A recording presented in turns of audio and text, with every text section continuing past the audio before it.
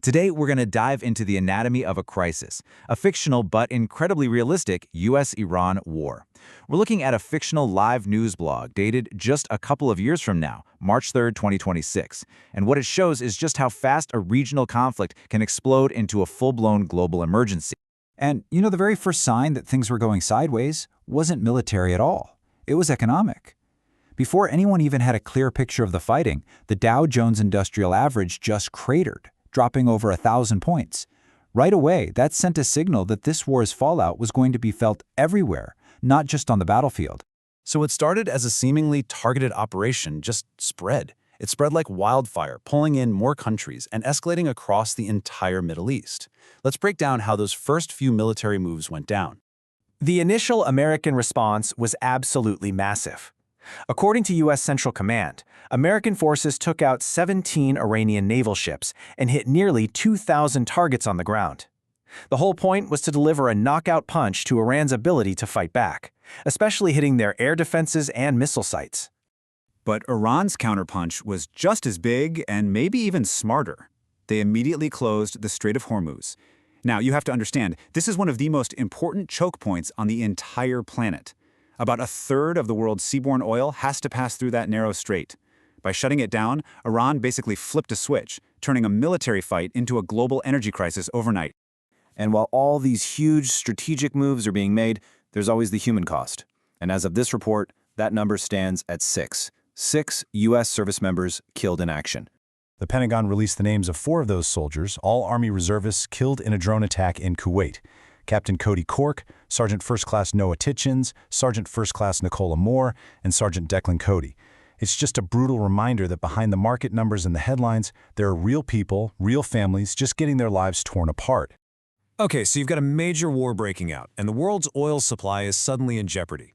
The reaction was exactly what you'd expect. Global financial markets just went into a nosedive. In a world disconnected, fear in one place sends shockwaves everywhere. And this really shows you the scale of the panic. This wasn't just a Wall Street problem. The sell-off was worldwide. You see the Dow down over 2%, Europe got hammered even harder, and Asian markets were deep in the red. Investors were just running for the hills. And the reason for all that panic is pretty simple. With the Strait of Hormuz shut, oil prices shot up to their highest point in a year. And for the folks who actually move the oil, well, the cost to even rent a supertanker went through the roof, hitting all-time highs, mainly because insurance companies just dropped their war risk coverage. So, in a bid to stop the financial bleeding, President Trump stepped in with a huge announcement. He said the U.S. government would basically become the insurer for all shipping in the region. And, if it came to it, the U.S. Navy would start escorting the tankers themselves. He was personally guaranteeing the flow of energy to the world. And the effect was instantaneous. The Dow, which had been down as much as 1,200 points, just rocketed back, cutting its losses in a huge way. It was a perfect sign of just how jittery the markets were, capable of this incredible whiplash, based on a single presidential statement. But here's the thing. While the administration was trying to soothe the markets, its actual story about the war, well, that was creating a whole lot more confusion. So why did this all start? Well, that depends on who you ask. According to Secretary of State Rubio, the U.S. had to act because it knew Israel was about to strike, which would have triggered an attack on American forces. But then, a day later, President Trump completely contradicted him, saying, no, I might have forced their hand because he thought Iran was about to attack first. It created total confusion about why this war even began. And that confusion wasn't just about how it started. It was also about, what's the point?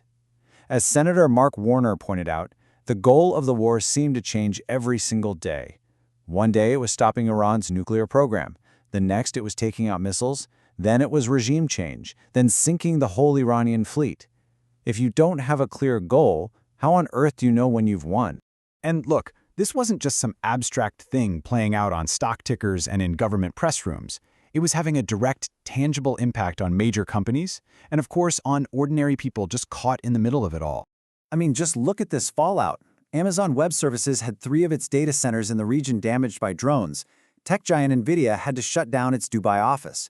Over 18,000 flights were canceled in just a few days, and multiple U.S. embassies had to be closed after being targeted. And if you want a snapshot of the pure terror of this, just imagine being on this Emirates flight.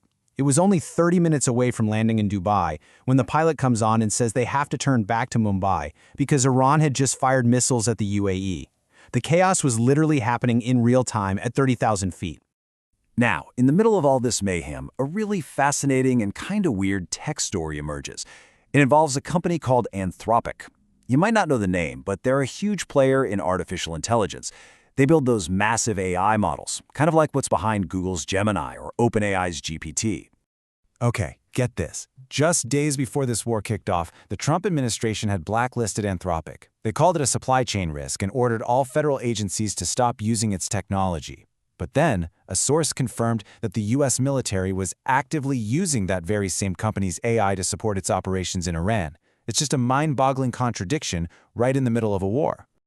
So all of this, the chaotic markets, the confusing messages from the top, the very real human cost, it all leads to the one question on everyone's mind. What is the endgame here? Where is this all going? Well, the administration's public plan was all about the economy. Step 1, calm the markets by insuring ships. Step 2, use the Navy to force the Strait of Hormuz back open. It was a plan to treat the economic symptoms of the war, not the war itself. But what about the military and political endgame? Well, that was dangerously unclear.